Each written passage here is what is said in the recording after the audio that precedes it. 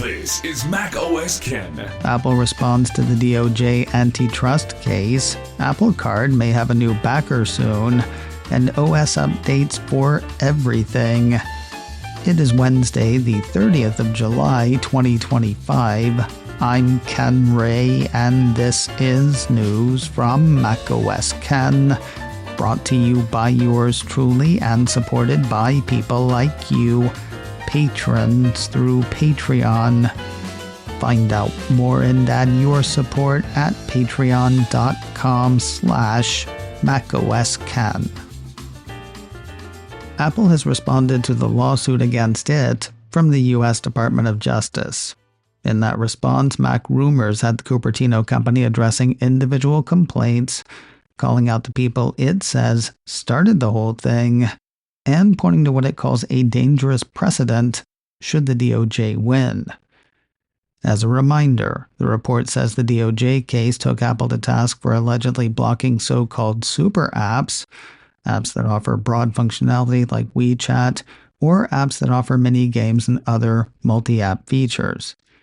Suppressing cloud streaming games by preventing them from being available in the App Store, the lack of an iMessage app for Android, and the lack of support for RCS, restricting key functions from third-party smartwatches, and Apple's refusal to allow banking apps and other digital payment providers to access the NFC chip in iPhone for payment purposes. The report then points out steps Apple has taken to address some of those concerns. Things like allowing and supporting so-called super apps, greenlighting cloud gaming apps starting with iOS 17.4, supporting RCS in the Messages app, and opening access to NFC in iOS 18.1, adding support for contactless NFC payments through third-party payment apps.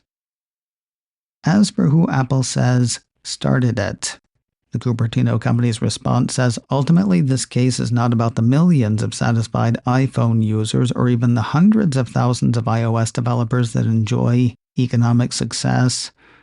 It's predominantly about a few large companies free riding on Apple's technology and innovation.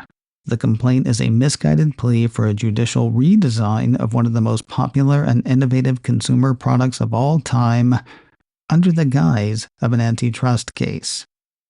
Shouldn't be how it works in Apple's view.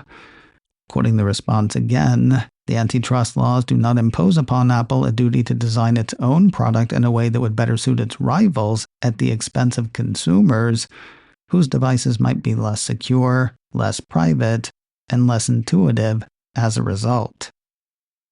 As for the aforementioned dangerous precedent, MacRumors has Apple arguing that the DOJ's lawsuit has the potential to set a dangerous precedent that would allow the government to dictate the design and function of technology, plus it threatens the very principles that set the iPhone apart from competing devices. Unless the DOJ has a change of heart, don't expect this suit to go away anytime soon. According to MacRumors, the legal dispute will now enter the discovery phase, with Apple aiming to prove that the DOJ's allegations are inaccurate. From there, a summary judgment will be handed down, which could lead to a trial and appeals. The entire process will span years. Looking forward to that. Rumors around a new bank for Apple Card are making the rounds again. The Wall Street Journal ran a piece Tuesday saying the Cupertino company is close to a deal with JPMorgan Chase. Secret people said to know something about something say the two are in advanced talks, with discussions having accelerated in recent months. Apple is said to have told JPMorgan that it is the tech giant's preferred choice to replace Goldman Sachs, which has reportedly been trying to back out of backing the card for years. The Journal says an agreement would be one of the biggest credit card deals ever, cementing JPMorgan's status as the largest credit card issuer in the U.S. It's not a done deal, though. The report says there are chances that talks could unravel because of a number of challenges associated with the Apple program. About a third of the cards are said to be held by people with subprime credit scores. Additionally, Apple Card doesn't charge late fees. According to the journal, those have both been sticking points for other Apple Card suitors. Apple has lost ground in this year's edition of the Fortune Global 500, that is the word from 9 to 5 Mac. While Apple remains in the top 10, the piece says it was overtaken by United Health Group, which moved up from 8th to 7th this year. Hang on, is that the same United Health Group whose subsidiary lost truly sensitive and personally identifiable information on roughly half the US population? They moved up in the world? Great news, everybody! There's no God! The piece says Fortune says that its ranking takes into account total revenues for each company's respective fiscal year ended on or before the 31st of March. Counting them up from 10 to 1, the tippy top of the Fortune Global 500 includes Berkshire Hathaway at number 10, CVS Health at number 9, Apple at 8, United Health Group at 7, yay! Sinopec Group at number 6, China National Petroleum at number 5, Saudi Aramco at number 4, State Grid at number 3, Amazon taking the silver, and Walmart topping the list at number 1. As the mishmash of numbered operating systems rolls toward sunset, there are still updates to be had. Pieces from Mac Rumors on Tuesday had Apple releasing updates for iOS and iPadOS 18.6, macOS Sequoia 15.6, watchOS 11.6, tvOS 18.6, and visionOS 2.6. As one might expect this late in the game, the updates were mostly focused on stability improvements, bug fixes, and security updates, though a couple did get specified fixes. The updates for iPhone and iPad fix an issue in Photos that could prevent memory movies from being shared. Those updates also brought changes to rules for the App Store in the European Union, according to Mac Rumors.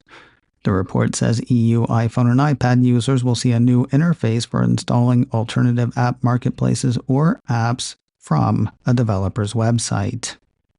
Riding piggyback on the tvOS update, another piece from Mac Rumors says Apple has released new firmware for HomePod and HomePod Mini. What's new? Nothing, honey. The report says the new firmware brings performance and stability improvements. Kind of hard to get excited about these 6th updates for these things. That said, they do address security vulnerabilities, so you will want to update all of the things. In addition to the updates for current operating systems, Apple has apparently tweaked one of its public betas.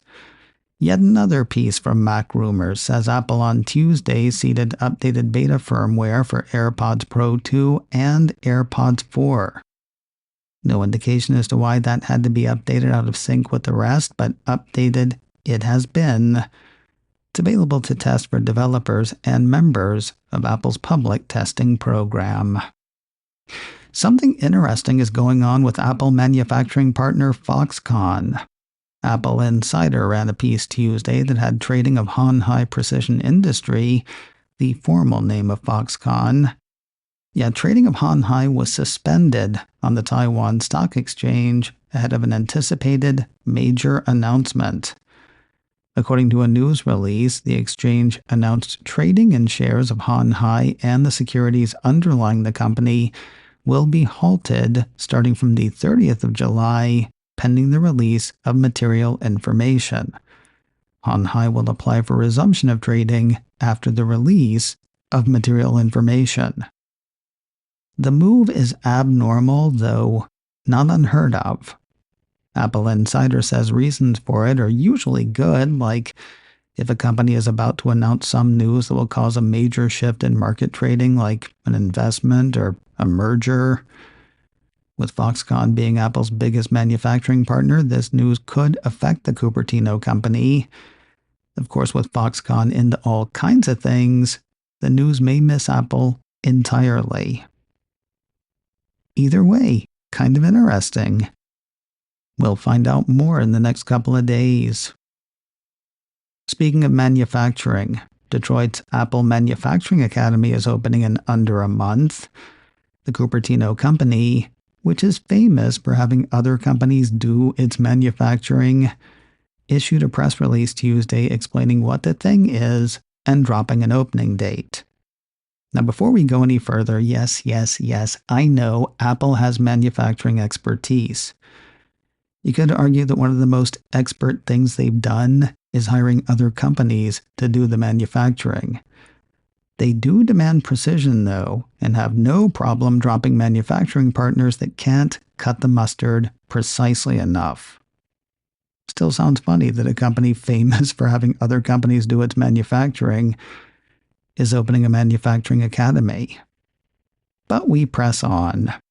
According to the press release, Apple, in partnership with Michigan State University, will host small and medium-sized businesses from across the country in Detroit for various workshops with Apple experts. The courses are designed to help American companies transition to advanced manufacturing by implementing artificial intelligence and smart manufacturing technologies.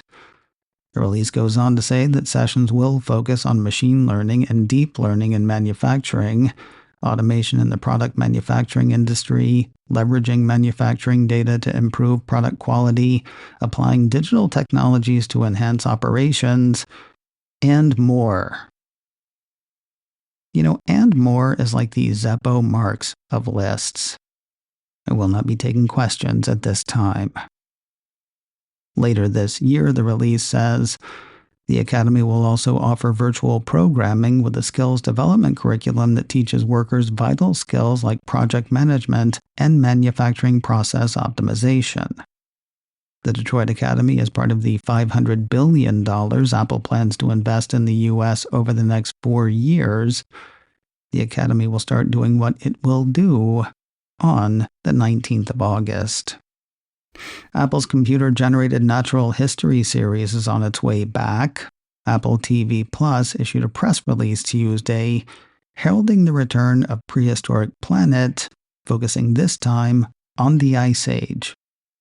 Employing the latest scientific research and cutting-edge visual effects, the release says Prehistoric Planet Ice Age will take viewers through vast tundras, barren deserts, expanding grasslands, and melting permafrost, as featured creatures battle for survival in the face of extreme climates, shifting landscapes, the onset of the Big Freeze, and ultimately, the Big Melt.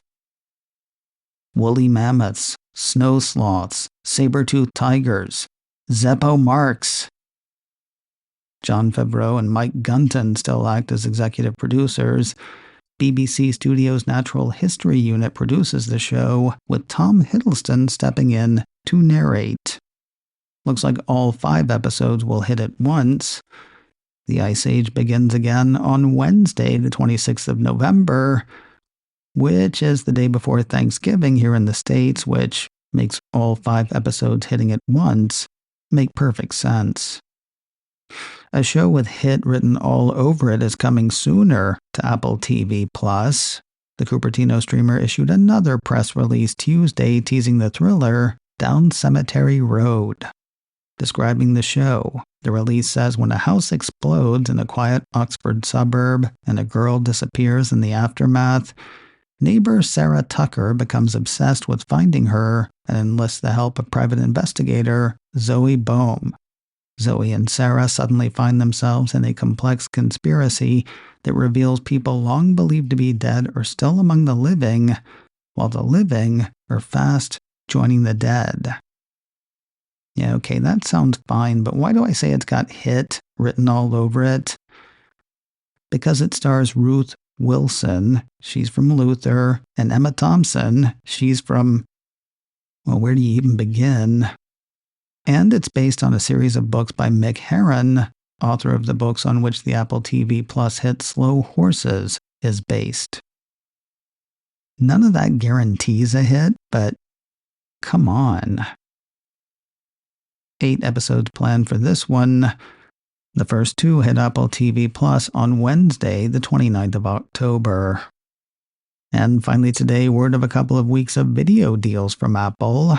A piece from Mac Rumors says Apple is running a summer deal of the day promotion in its Apple TV app, offering discounts on movie bundles through the Apple TV store.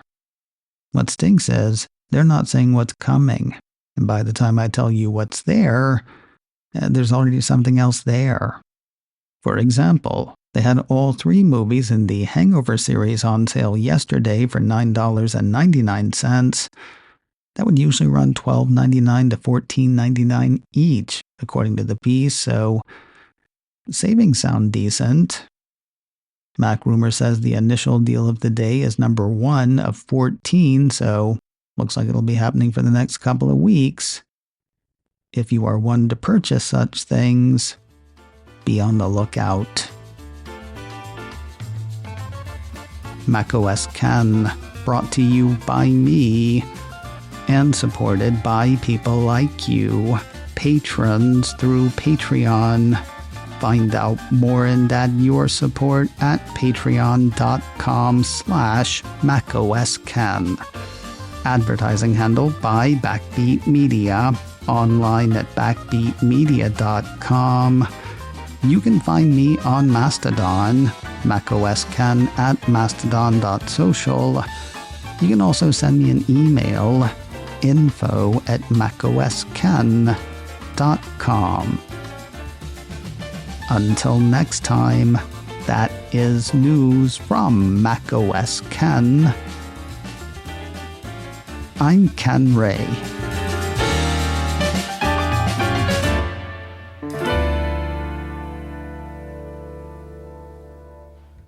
Collect your tokens and let's get on to the next round.